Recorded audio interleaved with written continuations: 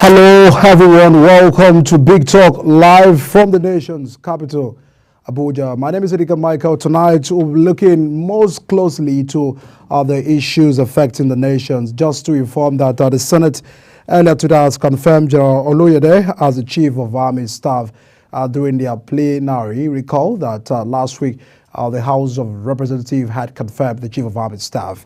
That is the development of security concern. As more experts continue to present their views on the running of the Port Harcourt refinery, there are more opportunities to curiosity analyze their contributions that have continued to stare us in the face.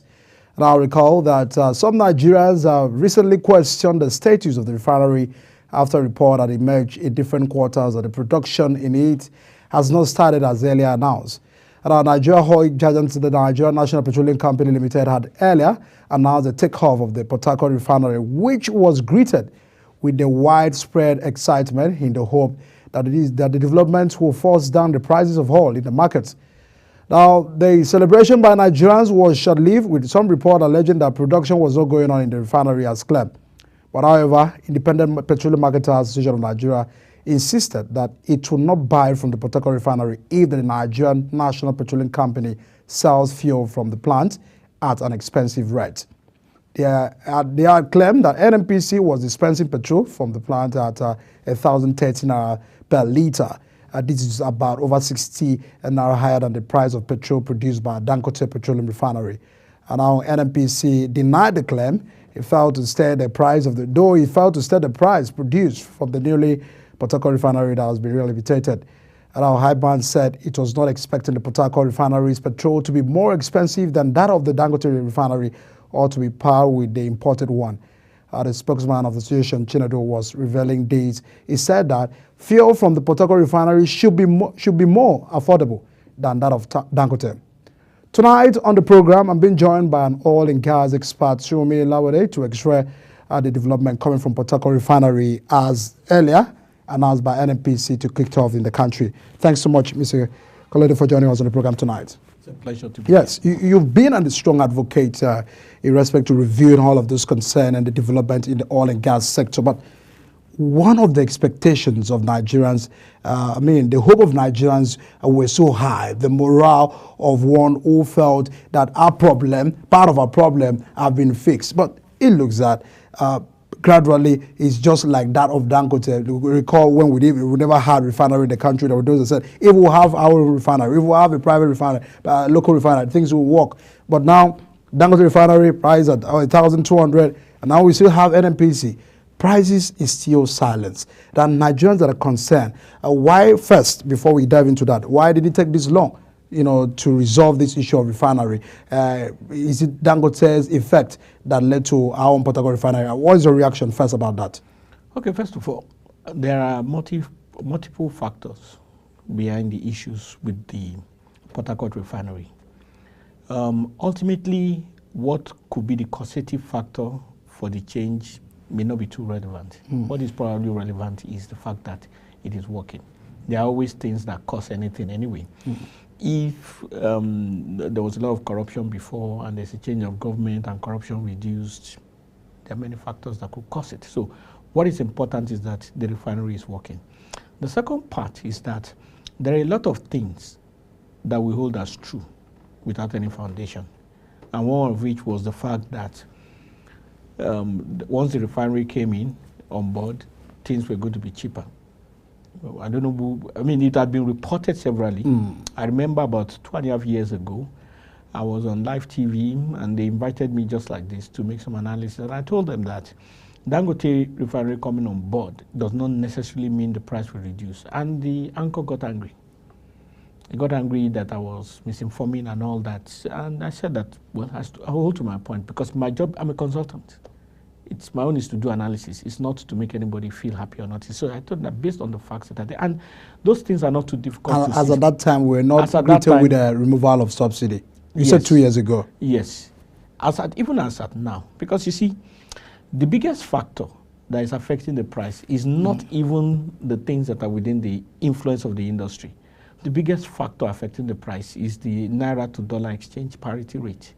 Because you have a raw material which accounts for like close to 80% of the cost, which is crude oil.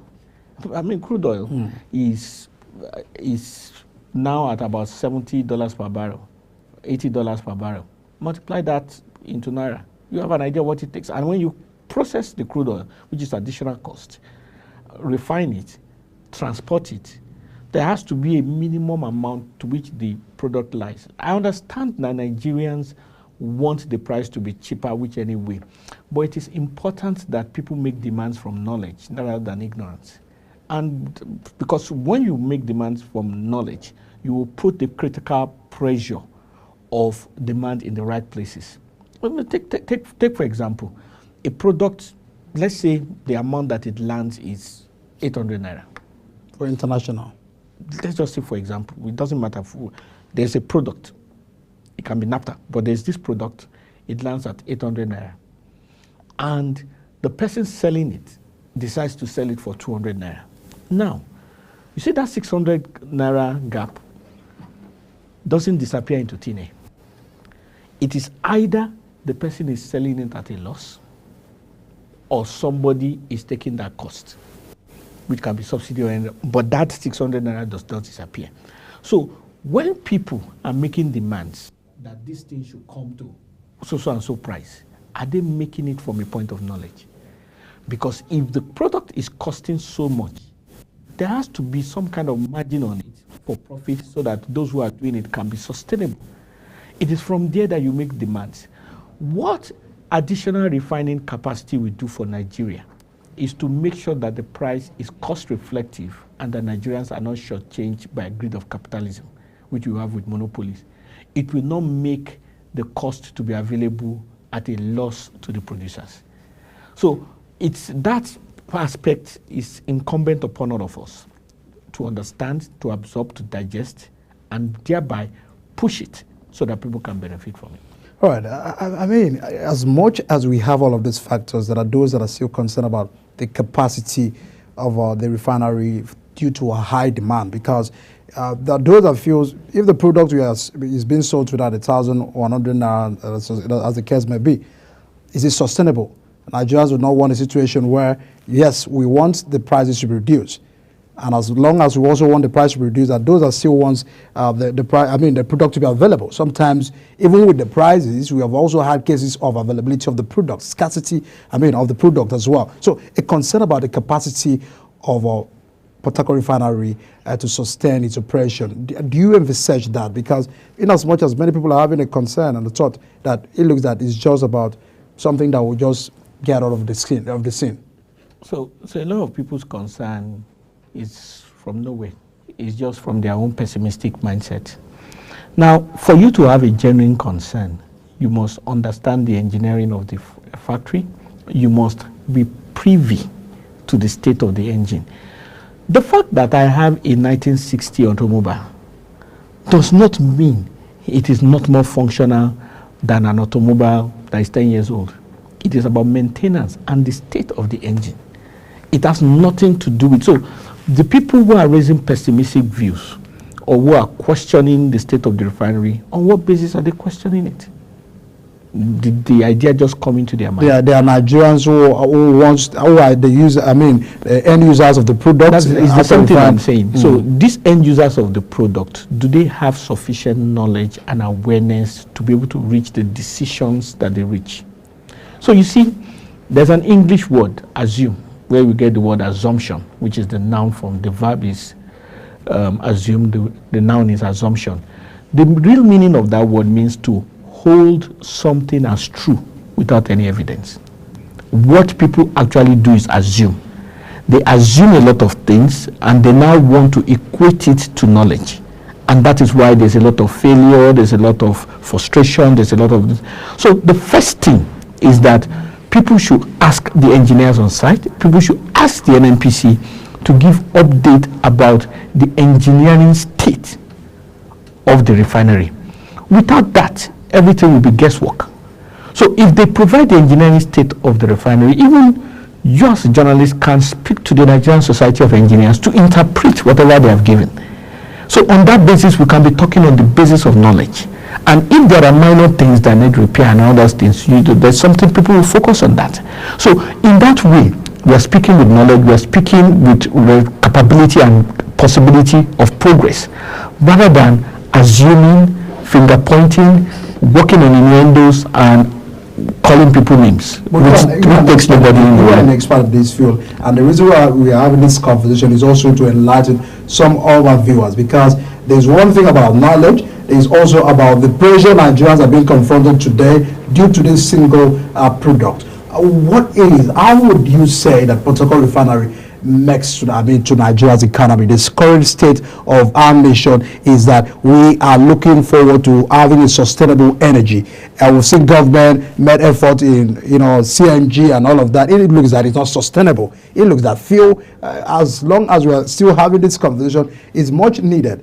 Dangote has not helped the situation. Many Nigerians feel that there is nowhere now government will sell the product to you on a naira. We don't know how far that have been implemented. But the more concern is how the prices can be affordable to Nigerians to buy. Speak to that common Nigerian who is so much desperate, and hearing the news of Port Harcourt Refinery commencement, it looks optimistic. But how far can this be sustained? Okay, so first of all, the job of a refinery is to produce. So as long as the refinery is maintained and they give it the raw material, they will produce. So it is the job of the engineers on site and the vendors that have been engaged to ensure that that works. That is a purely technical thing, which is outside the realm of speculation.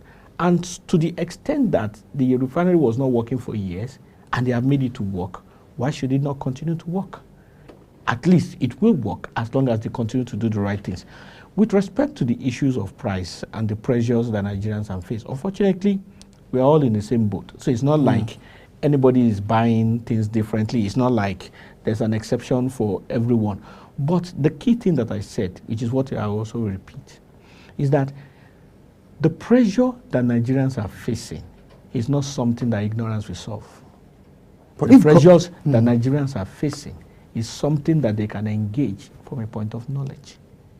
So, unfortunately, there is also a possibility that with the crisis in Iran, with the issues that they have in Russia, crude oil can still get to $100. It is both a blessing and an issue for us, because if it gets to $100 per barrel, there's more income into the nation, but the price of crude the price of petrol will also go up because of the exchange rate to the dollar, the exchange of the naira to the dollar.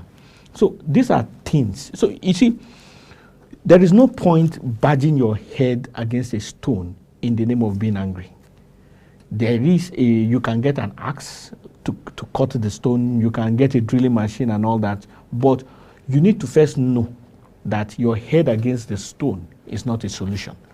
So there's a lot of pressures on all of us as Nigerians, but the way out is to actually know what we can do and what we can't do, so that we can put focus on what we can do.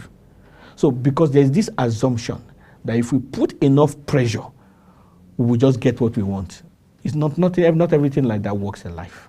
So as a child, when your child was growing up, when a child was born, if it doesn't cry, they will beat it to make sure it cries. So in the initial, the baby, if he wants to eat, it cries. If he wants to change the diapers, it cries. But there comes a point in time where if the child has grown to a certain age, if he wants to eat and he cries, they'll beat it. They say, "Are you a child? Can you not talk? Can you not just say you want to eat?" So there is something that can be achieved by just putting pressure and complaining. But there gets a point in time that putting pressure and complaining does not solve every problem.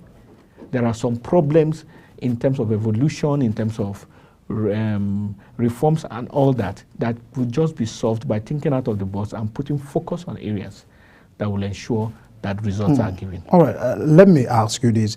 If there was no corruption, if there was no leakages within this subsidy regime, would that regime be sustainable? Because it looks that government said all of these factors, was not working. There's no how we can, continue to, subsidize the product. And that's the reason why they had removed that. Do you believe in subsidy removal? And if all of these leakages and corruption was not existing, would have that been possible? Because if May 29, 2023, early morning of May 29, 2023, the product was sold at 180 naira at the case may be in substations.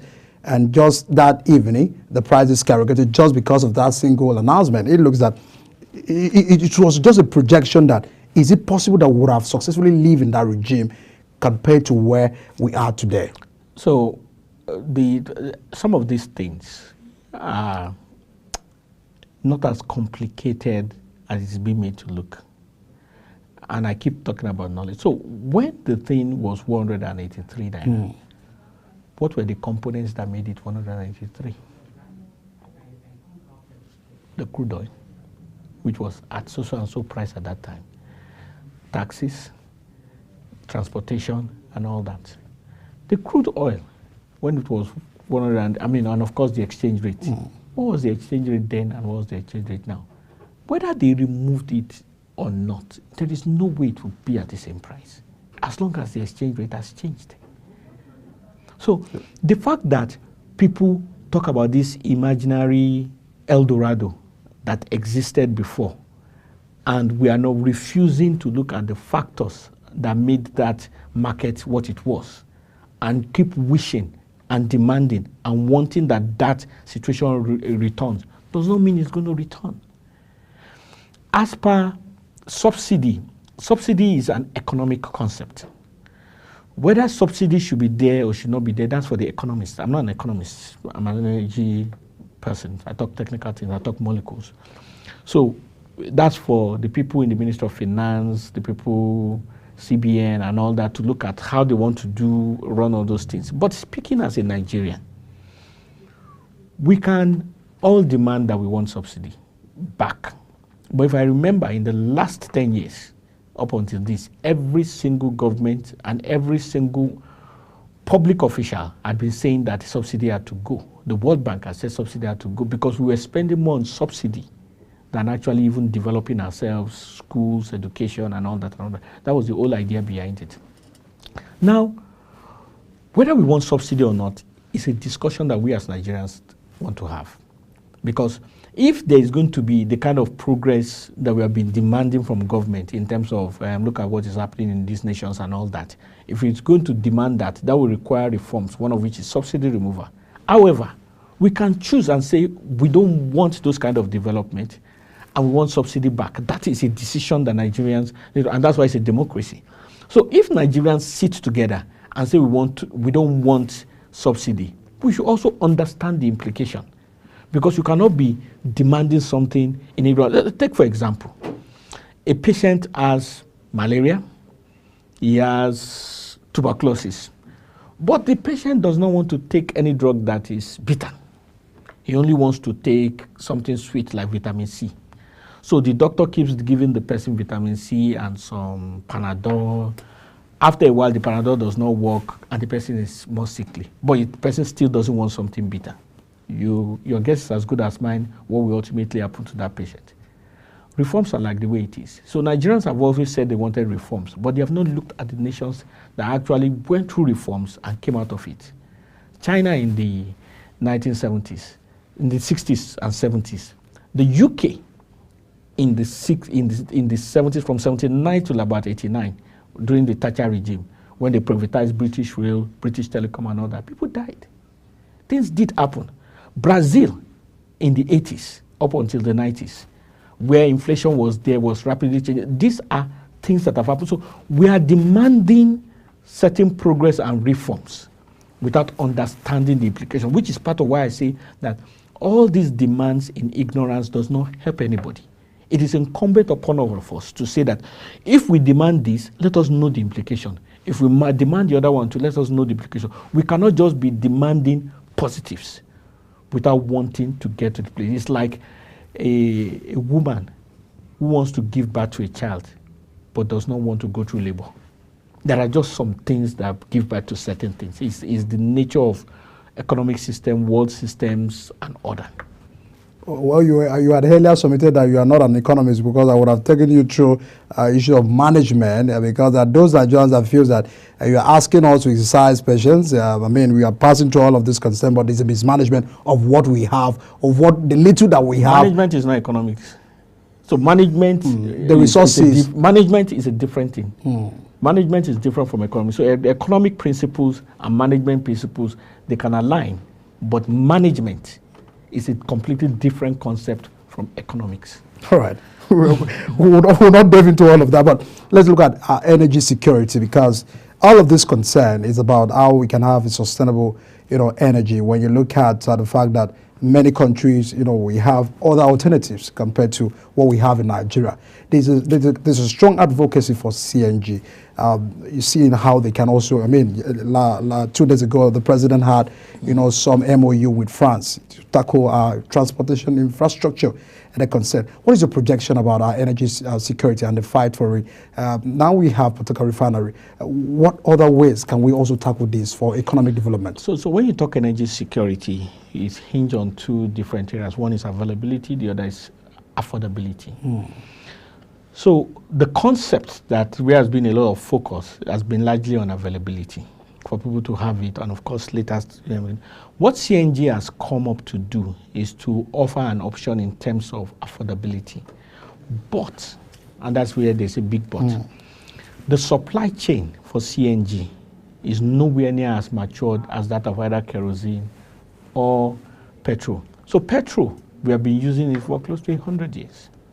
So there's hardly any local government in Nigeria that doesn't have 4 or 5 petrol stations. You cannot say the same of a CNG plant. So what CNG is lacking really are 2 main things.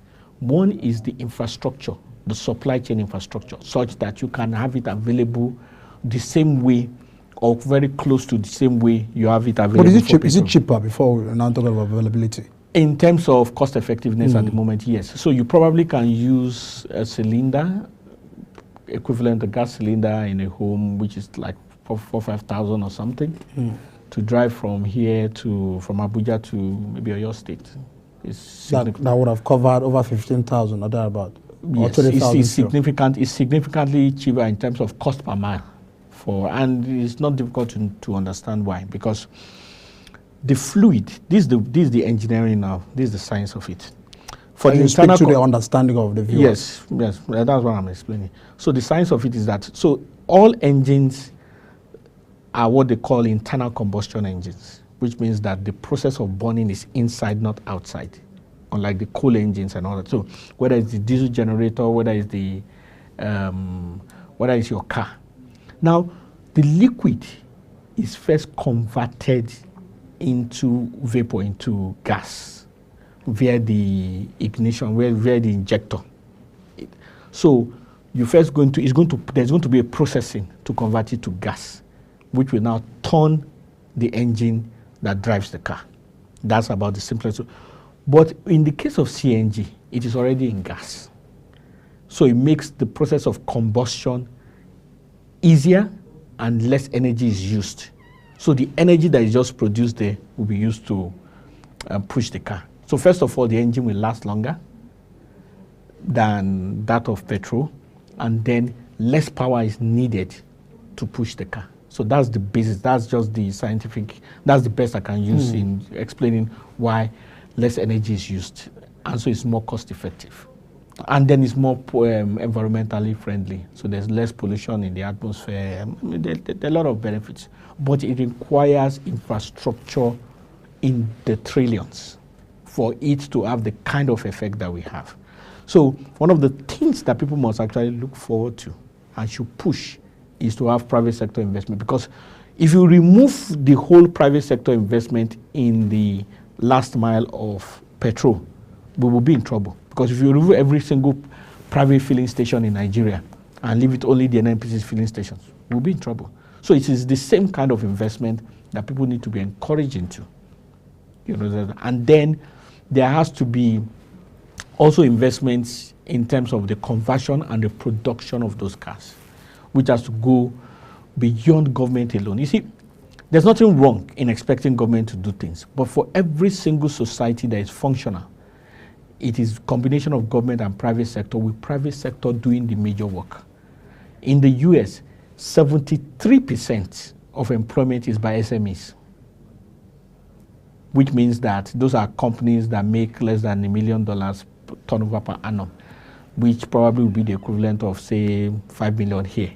So your neighbor next door who provides a supermarket is employing 2-3 people. Those are the people that employ the majority of Americans. So in the same vein, those kind of things also need to happen here for it to be a sustainable employment system. All right. The more focus is on that particular refinery. We've looked at, it looks that you've also have a concern that there's nowhere we can have a reduction of price. I've not said that directly. What I have said is that what I have said is that Nigerians should understand how the pricing is computed. When they understand it, they will come to a place of knowledge. You see, it's not necessarily that good news or bad news should be given. For me, as an analyst, mine is to take the substance, break it down for you, and then you come to your conclusions. But the reason I'm asking you come to your conclusion. The reason I'm asking that those are what I've said. What was the demands for a refinery? Ordinary, it would have allowed Dangote, to be in operation, because those are fields that if we have our own government private-run refinery, there should be a slide in the price. Yeah. So on what basis did they come to that conclusion? Just like on what basis did they come to the conclusion that Dangote coming on board was going to reduce prices? So you cannot. We were importing. These were the variables. Yes. Importing the product. But the aspect of the only factor in importation that is not in production here is transportation, the freight. About the taxes, what was paid? I'm not aware of any. I'm not aware of any significant amount in those taxes.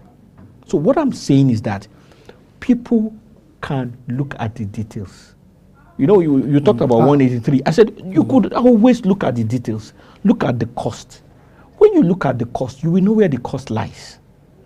Because people are assuming and turning assumptions into knowledge. And as long as we continue to hold on to assumptions as knowledge, we will continue to be having frustrations and failure. You cannot convert ignorance to knowledge. It's not possible, no matter the energy, no matter the anger. So when people come up with these assumptions and hold it as true, there's a consequence. So the reasons why there has been back and forth with Dangote and all that is that because certain stakeholders believe that this aspect of the industry should not be turned into a monopoly. That's a question of interpretation of so many people. But free economy encourages no monopoly, and we have laws against that and all that. But that's a different kind of thing. But in terms of the price coming down, the major factor that will determine that is the exchange rate. The exchange rate. Yes. So that's where the pressure should be on. So are you saying that if we never had Dangote and now Port Harcourt and we are importing, it means that the prices would have still been the way it is today? You have an idea about it? I am not saying that. What I'm saying, and I will still say, is that we have a responsibility to understand and know how the price is being computed. There's no need to be spoon-fed in everything. This is the facts of the matter. Nigerians owe it to themselves, you understand, to get their hands dirty and understand what is happening in the industry, rather than everybody pushing them by every wind of opinion. So people can come up, you can ask the regulator, you understand, you have a right, there's freedom of information, you can ask that. You can verify with the CBN, you can verify with the MPA. That's silence. The cabal is silence. But that's not good enough as an excuse, because there's a law that allows you to demand that. Just follow the details. So, and that law talks about the process you can take. But even if the whole NNPC cannot, as of today, announce officially how much they are selling to, there may be reasons. There may or may not be reasons for that. But typically, it's an organization that is running. For example, it's not all information of your business that you make available to public for the sake of business confidentiality. But I'm not saying that that is the case. But the fact that an organization has not announced something that is related to its operations, they should not be castigated for that. It is when it is demanded and they are not giving, when the law is being broken, that you can talk about. But in terms of operational issues, business confidentiality and all that. They're also competing with people. They're competing with others in the market. There may be reasons they don't want to release it at that time. So it is now incumbent upon the other stakeholders to demand it from them. You cannot just be second-guessing them. So if IBMAN are arguing that they do not expect Port Harcourt refinery's price to be that different, from that of Dangote, or should be higher than that of Dangote, what does this mean? Does it mean patronization will be low on the side of the government side? This is market dynamics, which is normal. So you go to the market, one person says his price is 220, another person says his price is 200, and I said, I'm not going to buy from you at 220 because there's another person. So the person will probably reduce his price. Those are things that should happen in a normal market. That statement has the content of, cases of it looks that you ought to sell cheaper than Dangote. See, look, anybody buying has a right to demand any price. You are the buyer. You have a right to demand. It is the person that is selling that will say, based on my own factors. And in a free market economy, everybody will not necessarily have the same price. So there may come other additional services that will choose to make other people prefer to go and get them. Maybe their crude oil is better, maybe they have better services, whatever. But you must allow market forces to determine price. You cannot determine price by fiat. That's not a free economy. So the fact that what is most important is that Nigerians have choices. You have Dangote, you have BUA coming up, you have NNPC, and you have the other smaller ones. As long as those choices exist, the forces of demand and supply will ensure that Nigerians are not cheated. Nigerians cannot celebrate if this is the way to go. The product, the current price of the product, they are worried about that. Many Nigerians are worried about. I understand you're also worried about. But in a way of seeing the way forward, what likely may happen in the fight for this? The people that are worried got to this stage because they were ignorant. They can choose as a way forward to be knowledgeable so that they can have hold on. But they can also choose to remain ignorant and continue to demand. Those are personal choices. Because you see, in the process of progress, just like security is largely a government responsibility. But there's an aspect of security that is also personal. That's why you lock your house. That's why you lock your car. Because you have to also provide personal security before the external security comes in.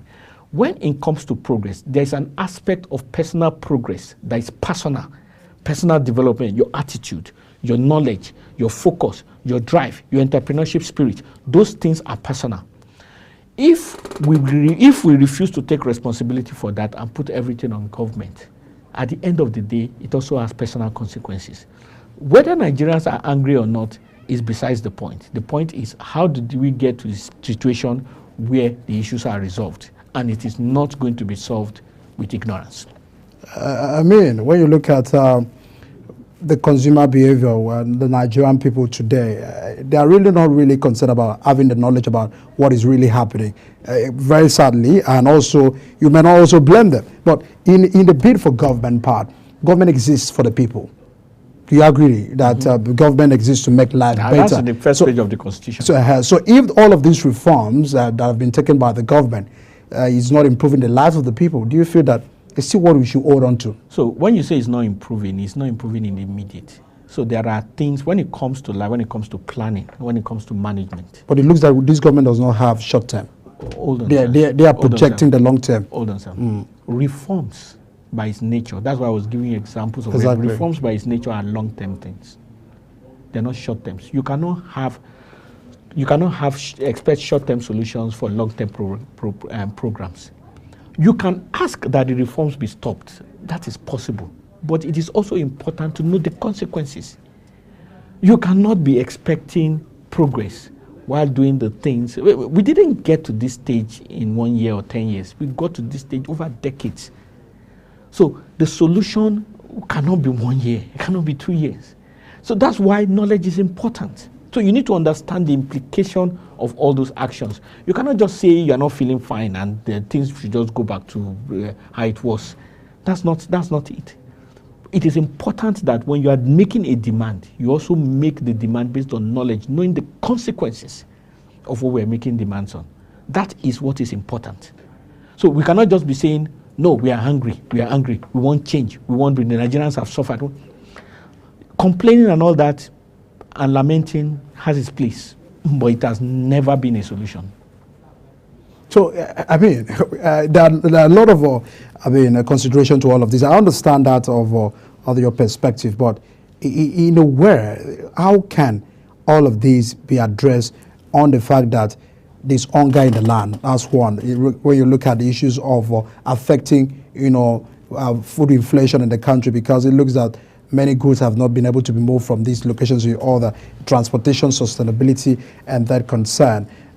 If government truly have an interest of the Nigerian people at heart, we've seen government said, we've saved over 20, I understand you do not want to speak much on the economy, over $20 billion from subsidy. It looks that government have been able to, secure all of those expenses they ought to have used in subsidizing the product. That those that are really having how we can channel some of these things to right infrastructure. Our infrastructural concern is still a major when you look at that of transportation, when you look at that of health and all of those things. Because if one way or the other, what Nigerians are saying, if one way or the other, we could buy fuel at this price, but we'll look at other, sectors, electricity. We're having good, fantastic electricity with lower tariff. We goes into the area of transportation, it looks things are better. But generally, the reforms that have been saving money, that have saved over $20 billion projected by the CBN or thereabout, is the fact that nothing is, we have nothing. Many Nigerians feel they have nothing to show, they have nothing to point out to that. This is what all of these can do. Government had said over time that our savings from what we would have used in investing in the subsidy will be channeled into this. They are read out all of those flats. They have increased allocation to many state government. But how about the lives of the people? Why can't we have results? Well, that falls under the management of those resources. So the truth, one of the reasons why I say that I don't want to speak to economic issues is that my expertise does not cover economics. So, well, there's no how we can talk about all of these things without economics. No, you can. You can, because they are different. What can you tell Nigerians? No, because because they are different industries. There's a reason why the Minister of Finance is not the same thing as the Minister of Petroleum. It's not the same thing as the Minister. But action of petroleum affect finance. Yes. And some of the actions of finance everything also affects each other. Does not mean as floating of the naira affected all of these. Hold on, sir. Hold on, sir. There you have your digestive system. You have your reproductive system. They affect each other. It doesn't mean they are not different systems. So your ear, nose, and throat doctor is different from a surgeon. You are not going to call your ear, nose, and throat doctor, ENT doctor, or the pediatrics to come and do oncology. They are different systems. So there's a reason why, they're that. So you cannot be an expert in all the systems. That's not how division of labor works. That's not how expertise works. So we can only speak to areas where we have expertise. So there are those who are experts in that, who have greater knowledge. You see, the challenge we have, and why there's also a lot of failure within the Nigerian youth system, is that people equate logic with knowledge. And they want to use their logic to argue with those who are experts.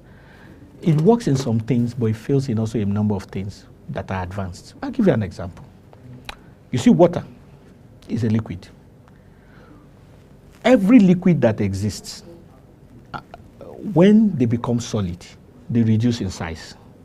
That's a general law, except in the case of water. And that is why when you put water in the freezer, it breaks the bottle. If you put it in a bottle, it will break it. Now, if you are talking with somebody who is not familiar with water, and you are talking about logic, and you say that, well, this water is going to expand when it becomes solid, the person will say, nonsense. It is logical that all liquids reduce in size when they become solid. He is logically correct, but it's factually wrong. And that is the problem when people try to use logic, their own common sense, in the place of knowledge. And that is why a lot of people have things that make sense, but are wrong. And that is why experts should be led to comment on areas of their expertise. So when it comes to, I don't understand the foundation of monetary policy. But the experts should give a direction, because the concern was about, you mentioned of issue, the fact that, our exchange rate as a way of directly, affecting the prices of where we are buying today. So if we had floated an naira by a simple also consideration of the reforms taken by the government to float the naira, and it looks that it's also having a direct impact on the prices today. Oh, it is. But in terms of the dynamics of the reason for floating the naira, I don't know. I am just saying that this is a natural consequence. Yeah, because we're defending reforms, and you said reforms was better for all of this to have a consent. 2 reforms that have been taken. No, sir. Let me put it again. I don't give opinions. Okay? But you mentioned reforms. Hold on. Yes, I will repeat what I said. It's not my place to decide for people. It is my place to put the facts down and for people to make their decisions themselves. What I have said is that reforms, typically by their nature, are long-term, and they have long-term benefits. And reforms are the ways we can get to the things that we want to get to. Those are facts. Are reforms necessary to better the lives of people? Well, tell me the nations that went forward from lack to prosperity that didn't have reforms. Tell me how you can do it. And I'm saying that you need to study how nations make progress. People need to study how nations make progress. You cannot just be talking about progress in the air. You need to understand how it works. So, and I'm also saying that it is not compulsory that we have reforms. It is not.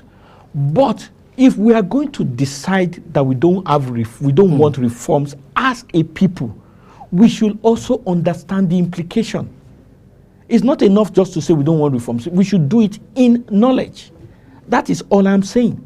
And I have said that reforms are long-term. You cannot expect short-term results from something that is longer. One of the reasons why the power sector failed in terms of the first place of privatization was that the funds that were borrowed for the power sector were short-term funds. Because infrastructure funds tend to be loans of billions of dollars that of 1%, 2% across 30 years before payment. These people were borrowing loans at 35%. How are they going to succeed? So you need to understand. So all those things were put on the banner at the time of the privatization because everybody was excited. And the excitement has led us to some of the issues that we're facing. So it's not enough just to say, oh, we don't want reforms, we want it out. But let's do it in knowledge. So if we don't want reforms, these are the implications. If we want reforms, these are the implications. And these are how those things have happened. I'm saying that as a citizen. I'm not saying that as an economic expert. I'm saying that based on studies that I've done, books that I've read. And I'm not an expert in economics. Do we still have crude? Let me ask you. Sufficient crude? Sufficient crude for what? I mean, if we now have Dangote and Port Harcourt, they need those crude to refine. Okay, so we need to understand what the issues are when it comes to crude production. About 5 years ago, about 10 years ago during the Jonathan era, we were doing about 2.5 million barrels per day. As at now, we're doing about 1.8 million dollars per day. The reason has to do with the restiveness in the Niger Delta, the pipeline interruptions and all that.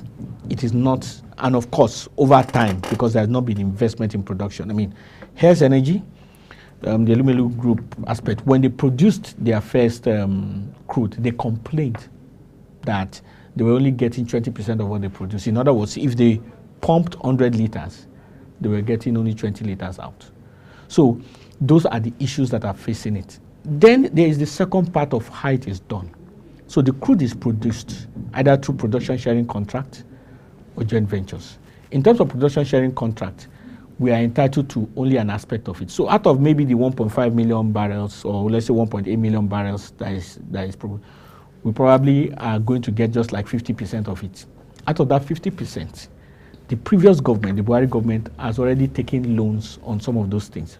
So you now have some amount of crude that is left, which will now be used to pay salaries, to run government, and all the things that is there. So it is only from within that they will get some to give to people. So that is just basically what is happening.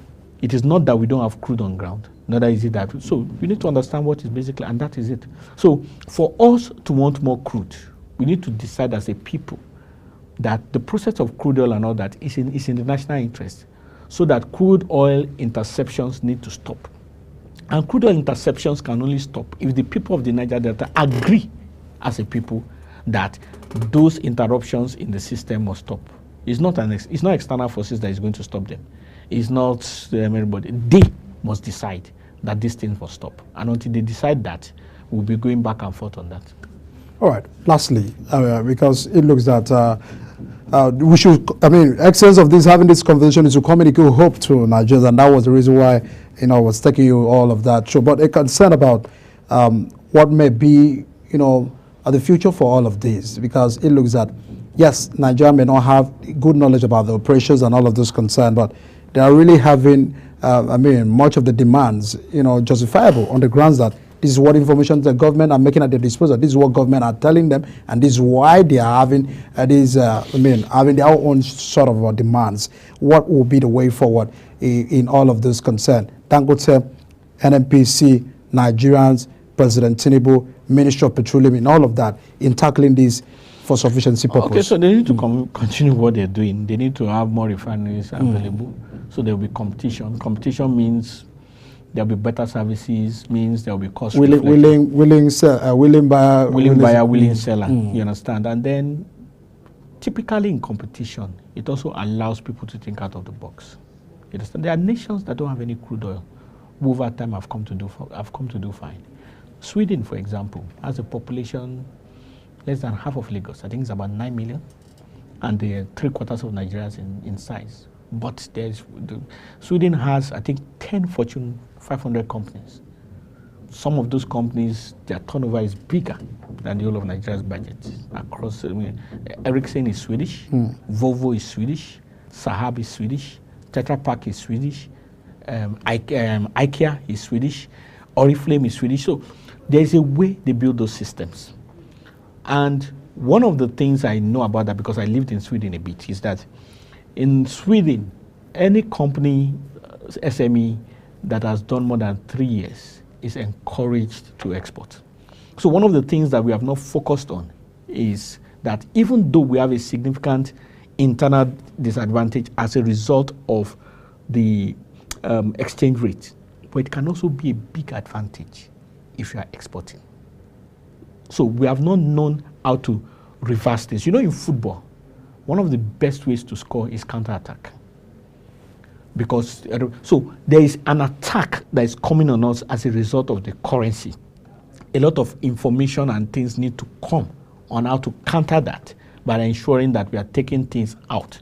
Because today, the average cost of biscuit, if you are abroad, will be like €5, €4. The same biscuit is probably like 100 naira. Now imagine if you are producing biscuits at 100 naira and you are selling it at €5. Look at what that would do if you are based in Portiskum, for example, and you are getting $20,000, $40,000 per month from export. So those are things that need to come in.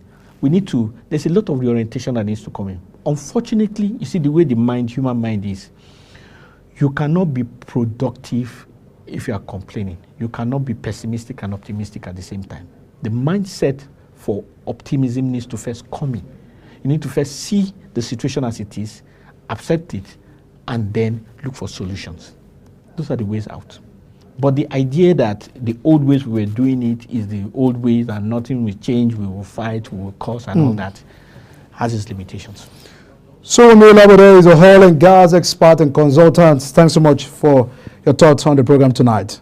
Always a pleasure. All right, a lot of doubt and experts' view in respect to the running of the Port Harcourt refinery and the opportunities, analyzing the contributions as they continue to stare us in the face, the factors concerned, and what many Nigerians have really questioned about. Recall we had a question about the status of the refinery. All of that is still a projection to get things working in the country. Well, that's the size of our show tonight of Big Talk. A lot of development. We are still tracking some of the development from South Africa as the president had landed for the G20 meeting. All of that will continue to follow up and track more information for you on a subsequent bulletin. My name is Edika Michael. That's where we'll wrap it up tonight. See you again tomorrow.